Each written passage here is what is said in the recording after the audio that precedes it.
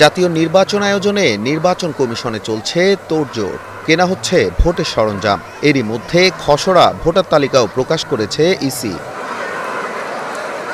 এ অবস্থায় আইনশৃঙ্খলা পরিস্থিতি দেখতে সোমবার দুপুরে ঢাকা-৩ আসনের তেঘরিয়া উচ্চ বিদ্যালয়ের ভোট কেন্দ্রে যান স্বরাষ্ট্র উপদেষ্টা।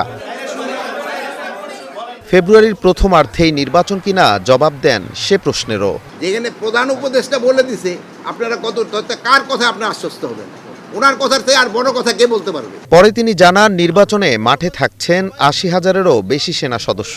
তাদের সঙ্গে কাজ করবেন নৌবাহিনী, বিজিবি, র্যাব, আনসার সহ পুলিশ সদস্যরা। কেনা হচ্ছে ৪০,০০০ বডি ক্যামেরাও। আইন শৃঙ্খলা পরিস্থিতি যে অবস্থায় আছে আমাদের নির্বাচন করতে কোনো অসুবিধা হবে না।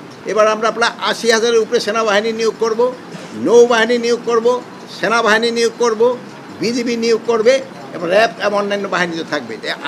আইন শৃঙ্খলা বাহিনী পর্যাপ্ত পরিমাণ থাকবে।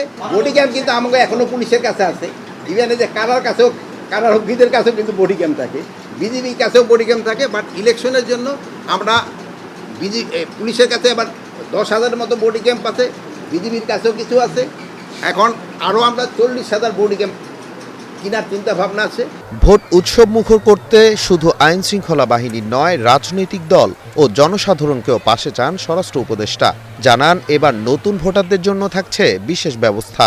এবার ভোটটা যেন সুস্থ এবং শান্তিপূর্ণভাবে হয় এবং একটা উৎসব মুখর পরিবেশে হয়, এই জন্য আমাদের সব ধরনের চেষ্টা থাকবে। প্রথম ফ্যাক্টরটা হলো যারা নির্বাচনে অংশগ্রহণ করে এবং জনগণ নির্বাচনে যারা অংশগ্রহণ করতেছে তারা যদি চায় নির্বাচনটা শান্তিপূর্ণভাবে হোক, তবে কিন্তু নির্বাচনটা শান্তিপূর্ণভাবে করা খুবই সুবিধা।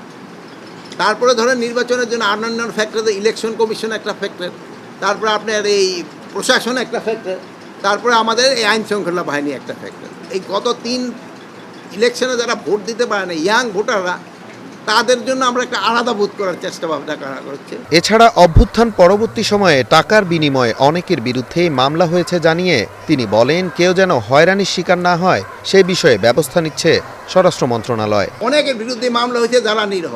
এখন কোনো নিরপরাধ ব্যক্তি যেন আইনের আওতায় না আসে, এই জন্য আমরা সর্বাত্মক চেষ্টা করে যাচ্ছি।